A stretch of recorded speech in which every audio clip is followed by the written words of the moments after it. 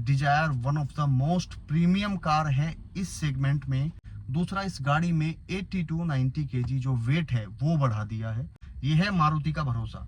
Amaze जो अभी आ रही है लुक लाइक होंडा सिटी, वो हो सकता है थोड़ा गेम चेंज करे, लेकिन वो भी पार्ट्स के मामले में, माइलेज के मामले में, इंजन के मामले में थोड़ा मार खा सकती है।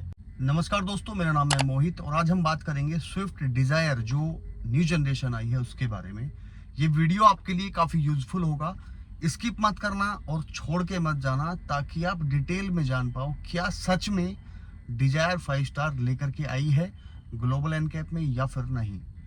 मैं ऑलरेडी 2 रील डाल चुका हूँ, उसमें मुझे बराबर ये कमेंट आ रहा है कि डिजायर का जो क्रैश टेस्ट हुआ है वो फेक क्रैश टेस्ट है, या फिर जो डिजायर क्रैश टेस्ट के लिए भेजी गई ग्लोबल एनकैप में वो ज़्यादा मजबूत बना के भेजी थी, तब जाके इसको 5 स्टार सेफ्टी रेटिंग मिला है। अब इस वीडियो में हम वही बात करेंगे। पहले हम बात कर लेते हैं इस कार के प्राइस की।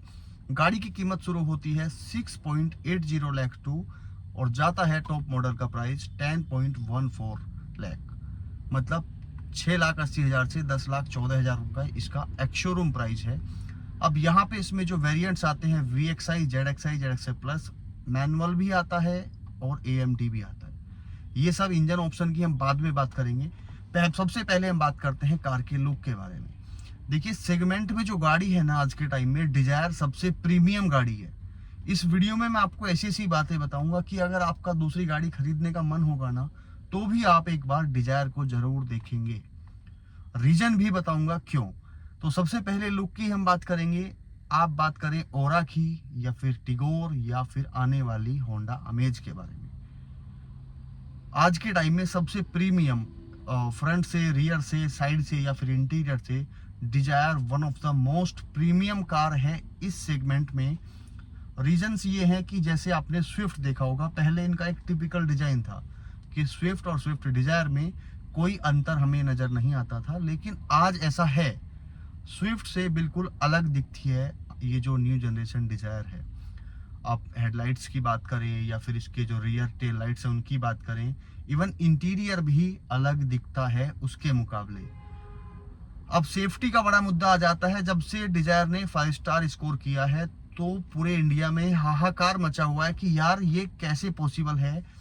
ऐसा लग रहा है कि मारुति ने डिजायर को 5 स्टार दिला करके शायद गलती कर दी है, ऐसा लग रहा है सबकी बातों से, जो कमेंट्स आते हैं उनसे। तो मैं आपको बता दूं, ग्लोबल एनकैप में 5 स्टार सेफ्टी रेटिंग स्कोर किया है डिजायर ने, और वो 5 स्टार सेफ्टी रेटिंग ऐसा स्कोर किया है कि मतलब फॉक्सवैगन की जो लिमिट थी उसको क्रॉस करके ज़्यादा स्कोर कर पाई है। तो ये मानी जाती है कि हाँ, ये गाड़ी सच में 5 स्टार सेफ्टी रेटिंग है।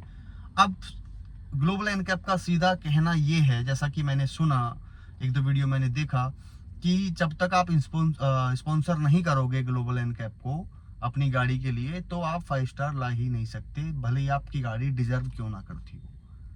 ये बात सच है, लेकिन उसमें भी कुछ चेंजेस है। देखिए, जैसे आपने महिंद्रा की गाड़ी देखी होगी, महिंद्रा अपनी गाड़ियों के जो टॉप एंड वेरिएंट है वो टेस्टिंग के लिए भेजते हैं, इनकी गाड़ी 5 स्टार लेके आ जाती है। रीजन ये है कि जब आप बेस मॉडल भेजोगे तो उसमें कुछ सेफ्टी फीचर मिसिंग होते हैं, जैसे कि ESC हो गया, लेकिन यहाँ पे मारुति ने उल्टा किया। अपनी बिल्ड क्वालिटी को प्रूव करने के लिए मारुति ने ग्लोबल एनकैप में अपना बेस वेरिएंट भेजा, और ये बेस वेरिएंट में 5 स्टार लेके आई, इसलिए क्योंकि इसमें बेस मॉडल से ESC मिलता है। ग्लोबल एनकैप देखता है कि ढंग में काम कर रहा है इनका स्टेबिलिटी प्रोग्राम या नहीं कर रहा है। दूसरा, बेस मॉडल से 6 एयर बैग है। और जो लोग ऐसा बोल रहे हैं कि डिजायर तो वैसी ही है, क्या दूसरा प्लेटफॉर्म लगा दिया या क्या इसमें नया किया है, कुछ नया नहीं किया है। नया किया है तो इस कार का डिजाइन, प्लेटफॉर्म वही है। दूसरा, इस गाड़ी में 80 to 90 kg जो वेट है वो बढ़ा दिया है, और वो डिजाइन में भी थोड़ा बहुत बढ़ता है। हेडलाइट का वजन हो गया या फिर बहुत सारी चीजें होती है।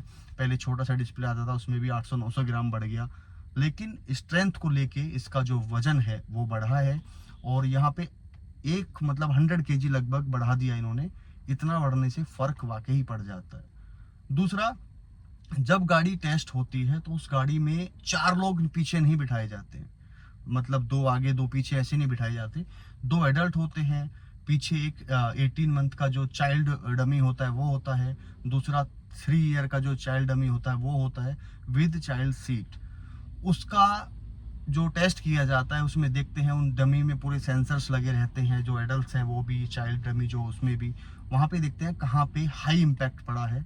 और मैं आपको बता दूं, एक एक डमी जो होता है ना, जो आपने क्रैश टेस्ट में देखा होगा, पुतले जो बैठे रहते हैं, किसी किसी डमी की कीमत तो लगभग 8 से 9 करोड़ रुपए होती है। ऐसा नहीं है कि वो रिपेयर नहीं होते, रिपेयर हो जाते हैं, लेकिन 8-9 करोड़ रुपए होती है। और ये भी 2 तरीके से टेस्ट होता है। कई बार तो क्या होता है कि जब ग्लोबल एनकैप अपनी तरफ से गाड़ी को टेस्ट करता है तो पहले वो गाड़ी को परचेज करता है, और खास तौर पे ज़्यादातर मैंने देखा है बेस वेरिएंट ग्लोबल एनकैप खरीदता है। और जो कंपनियां हैं जिन्हें अपनी गाड़ी 5 स्टार लानी होती हैं, तो वहाँ पे वो अपना टॉप एंड वेरिएंट भेजती हैं, जो कि आप खुद सोचो कि बेस टू टॉप में कितने फीचर्स का अंतर आ जाता है। कुछ फीचर मिसिंग होते हैं सेफ्टी को लेकर भी, बेस में कई बार वो फीचर नहीं होते, टॉप में वो फीचर होते हैं। तो महिंद्रा अपनी गाड़ियों का हमेशा टॉप एंड वेरिएंट वहाँ पे मैंने देखा, लेकिन डिजायर ने यहाँ पे बेस वेरिएंट भेज के 5 स्टार स्कोर किया है। अब बहुत सारे लोग बोल रहे हैं कमेंट में, मैं वीडियो थोड़ी लंबी हो सकती है लेकिन डिटेल में बताऊंगा, बहुत सारे लोग बोल रहे हैं कमेंट में कि ये तो आउट ऑफ इंडिया का ग्लोबल टेस्ट है, भारत एनकैप में आने दो, देखते हैं क्या होगा। दूसरी बात ये आपको मैं बता दूं दोस्तों, जैसे आपके भी मन में सवाल होगा, कमेंट तो मुझे आते ही हैं डेली, कि रोड पे निकलने दो तब पता चलेगा कौन सी गाड़ी सेफ है, जब ये गाड़ी आपस में ठुकेंगी। अब ग्लोबल एनकैप के कुछ क्राइटेरिया होते हैं, वो अपनी लिमिट के अनुसार टेस्ट करता है, फीचर्स का यूज करके देखता है, और जो पोल है उसमें भी गाड़ी को हिट करके देखते हैं, सामने से हिट करके देखते हैं। वहाँ पे ऐसा नहीं होता कि आपकी गाड़ी चल रही है हाई स्पीड पे और जाके घुस गए ट्रक के नीचे। वो ऐसे टेस्ट वहाँ पे नहीं होते कि भाई देखो अब इसका तो टीन का डब्बा बन गया, टाटा की गाड़ी मजबूत है या महिंद्रा की गाड़ी मजबूत है या फिर टोयोटा की गाड़ी मजबूत है। अभी इनोवा को देख लो आप, ओवर स्पीड आप चलाओगे, इनोवा में देहरादून में केस हुआ, बहुत बुरा लगा देख करके, 6 लोगों की गर्दन अलग हो गई, 6 परिवार परेशान है, अलग अलग परिवार परेशान है 6। तो वो रेसिंग कर रहे थे या जो भी वो कर रहे थे, लेकिन इनोवा गाड़ी तो आप सुरक्षित मानते हो ना, उसके बाद भी गाड़ी हिट हुई और वो सब लोग खत्म। तो गाड़ी को लिमिट में चलाओ।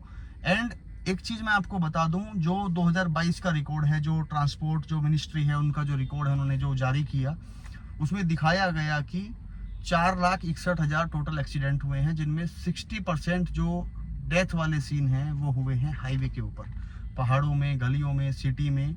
और जो पहाड़ों में कॉर्नरिंग होती है, हेयर बैंड टर्न होते हैं, वहाँ पे ऐसा इतना बड़ा एक्सीडेंट नहीं हुआ जो डेथ का कारण बने, लेकिन हाईवे पे होता है, और उसके कारण ये रहे हैं ओवर स्पीडिंग। अब ओवर स्पीडिंग में अगर आपकी बड़ी गाड़ी और डिफेंडर या रेंज रोवर या मैं बड़ी से बड़ी गाड़ी आप लगा लो, वहाँ भी आदमी की उम्मीद नहीं है कि बचेगा या नहीं बचेगा।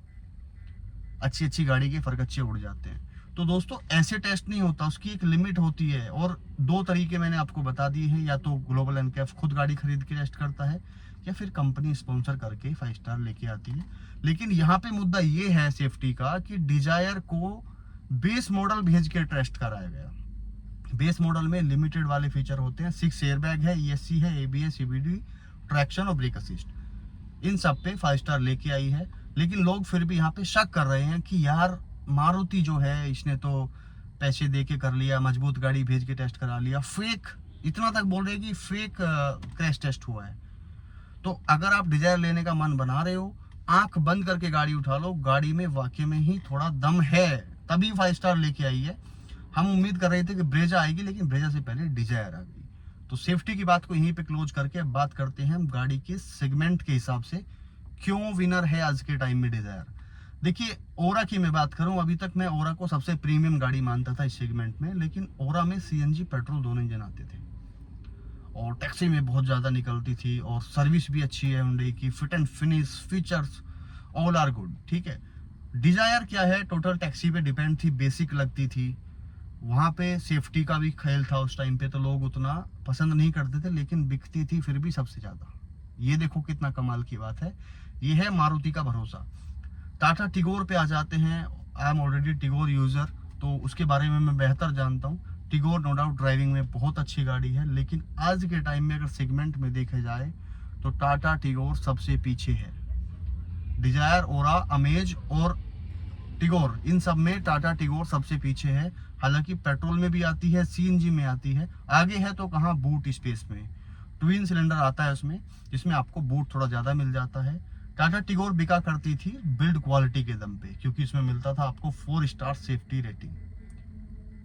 6 एयरबैग बेस मॉडल से नहीं आते थे। अब यहाँ पे जो ओरा है उसमें भी मिलते हैं, डिजायर में मिलते हैं। आने वाले 1 महीने के अंदर होंडा अमेज भी आ जाएगी। अब सवाल ये आता है, आप कौन सी गाड़ी चुनेंगे? अगर आपको एक ऐसी गाड़ी चाहिए बिल्कुल टेंशन फ्री, जिसमें माइलेज बेहतर मिले, जिसमें आपको रीसेल अच्छी मिले, जिसमें आपका जो स्पेस है वो अच्छा मिले, बिल्ड क्वालिटी अच्छी मिले और कम पैसों में गाड़ी आ जाए, जिसके पार्ट्स बहुत सस्ते हों, तो डिजायर नंबर 1 है। उसके बाद आती है ओरा। ओरा का भी ऐसा ही है, बहुत ज़्यादा महंगे पार्ट्स नहीं है, सर्विस भी अच्छी है, ड्राइविंग भी बहुत अच्छी है। लेकिन अब आपके मन में ओरा के प्रति सेफ्टी का सवाल आएगा कि यार सेफ्टी का क्या होगा। होंडा अमेज का जो फेसलिफ्ट आने वाला है वो भी होगा। अब यहाँ पे हम बात डिजायर की कर रहे हैं, क्योंकि डिजायर इस टाइम सेगमेंट में विनर है। ये ओरा और तुम्हारा ये टिगोर और अमेज फेसलिफ्ट थोड़ा दम दिखा सकती है, लेकिन इनका भी यहाँ नंबर नहीं आता।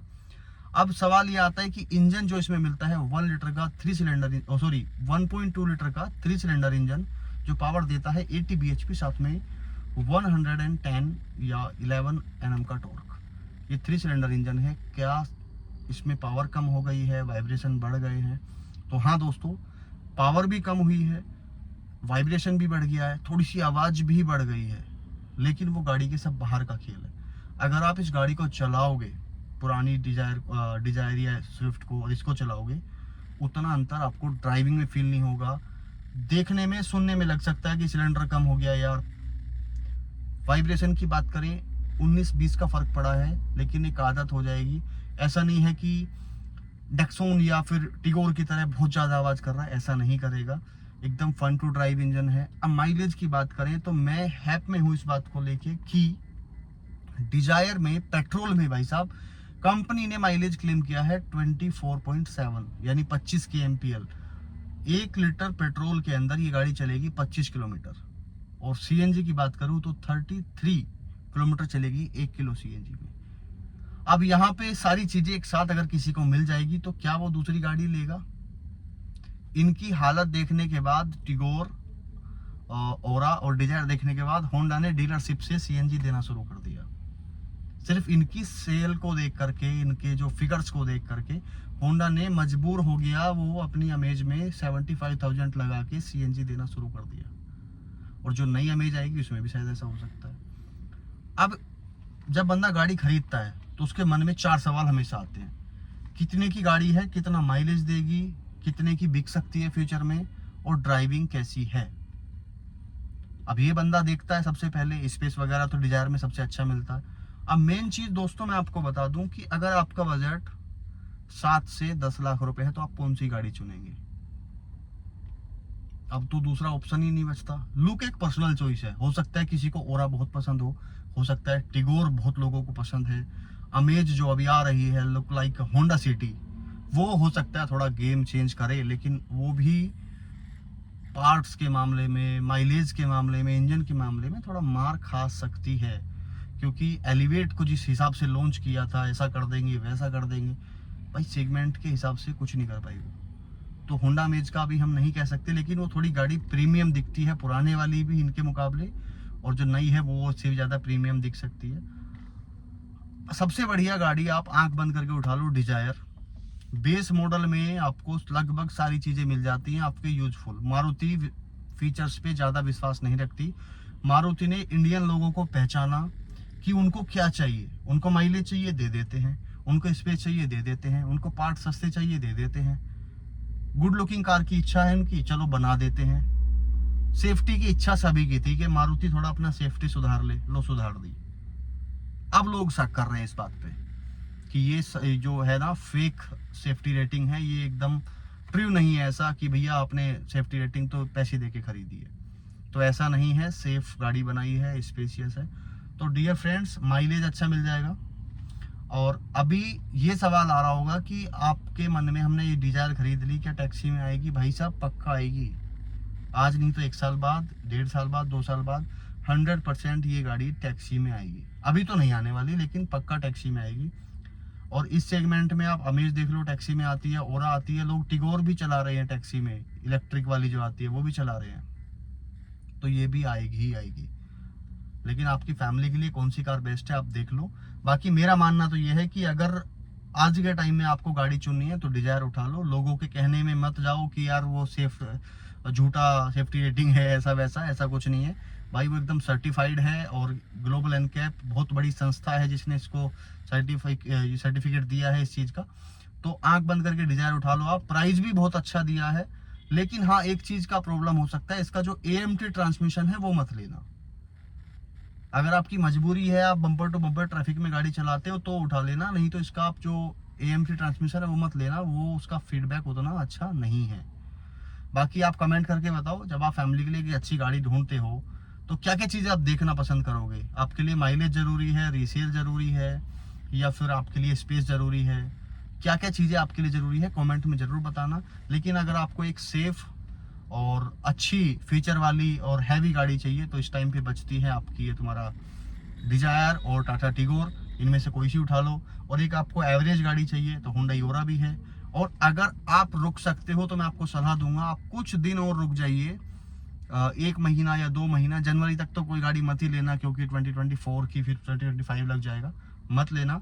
1-2 महीना और वेट कर लो ताकि होंडा अमेज भी आ जाए, फिर एक अच्छा डिसीजन लेना कि आपको कौन सी गाड़ी लेनी चाहिए। बाकी क्लियर विनर है आज के टाइम में मारुति डिजायर। जिन लोगों के मन में सेफ्टी का डर था, वो जितना मैं बता पाया हूं मैंने आपके साथ में शेयर किया। वीडियो पसंद आई हो तो लाइक जरूर कर देना, चैनल को सब्सक्राइब भी, ताकि ऐसे ही कंटेंट आपको फ्यूचर में भी मिलते रहे। वीडियो देखने के लिए बहुत बहुत धन्यवाद। लव यू दोस्तों।